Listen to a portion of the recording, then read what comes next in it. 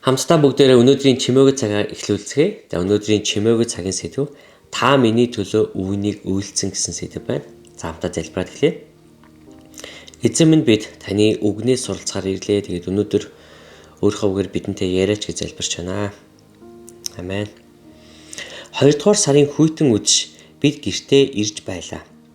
Замын хажууд зөвхөн маг шорттой нэгэн охин цорхирон уйлаад сууж байв. Бид машинаа зогсоогоод түүн рүү чиглэн алхаж байхдаа би түүнээс танд туслах уу гэж асуув. Тэрээр ээрэн байж тэр намайг хөөгд гаргачихлаа.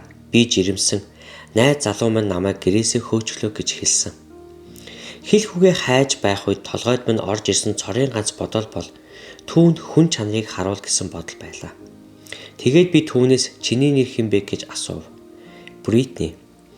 Бритни чамтай танилцаад таатай байна. Би машинаараа хаа нэгтээ чамайг хүргэж өгөх үү гэж би хэлв. Тийм ээ, эмээ маань ойрхон амьдардаг гэж тэр хэллээ. Бид машин руу хамтдаа алхах үед нөхөр болон 2 хүүхдийн маань нүд ам нь ангаан арын суудал сууж байв. Тэр даруйд олон жил түүнийг таньдаг байсан мэтээр Бритнийг би гэр бүлийнхэнтэйгээ танилцууллаа. Бритни, би чамд хувцас авч өгөх үү? Би гэрлүүгээ гүйж ороод хідэн хувцас авч гарч ирж болно. Тгийг би яг хөлдөж өгөх нь гэж Бритни хариулав. Би гэрийнхээ гадаа ирж дотоош оров. Гайхшуулсан зүйл гэвэл Бритни яг миний ард намайг дагаж байлаа. Би ноосон цамц биеийн тамирын өмд сандаал авлаа. Би түүнд хувцснуудыг өгөх үед тэрээр хувцсаа солихоор угаалгын өрөөнд оров. Тэгээд бид түүнийг эмээгийнт нь хүргэж өгөөд хамгийн сайн сайхныг хүссэн. Харж байх замд яг юу болоод өнгөрсөн талаар хүүхдүүд маань шалгаахад нь би зүгээр л Есүс биднийг үүнийг л үйлдээсэй гэж хүсэх байсан нь гарцаагүй гэж хэлсэн. Тэд санал нэгдэн бид тэр орой гэрлүүгээ харьцаав. Маргааш өглөөнд би чимээгүй цагаа хийж байх үед намайг үцгэн байхад чи хувцалсан гэдэг үгс нүдний минь өмнө үсрэн гарч ирсэн. Урд шөнийн үйл явдлыг санаад зүрх минь хүчтэйгээр цоглов. Есүс шигээр хайрлах боломжууд хизээж хаанч гарч ирдэг. Гудамжинд байх үл таних хүнийг түүний нэрийг ч дурдалгүйгээр Есүсийн адилаар бид хайрлаж болно.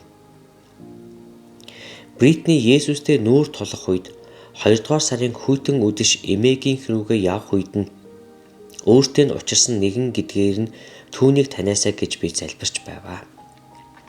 Матай 25:34-өөс. Тэгээд хаан баруун талдаа байхстад хэлэх нь эцгээс минь өрөөгдөхсөдөө наашир ертөнцийн суураас та нарт бэлтгэсэн хаанчлалыг өвлөн авсугаа. Учир нь өлсөж байхад минь та нар надад идэх юм өгсөн. Сангаж байхад минь уух юм өгсөн. Харь хүн байхад минь намайг оруулсан. Нүцгэн байхад минь намайг хувцаслсан. Өвчтэй байхад минь намайг эргэж байсан.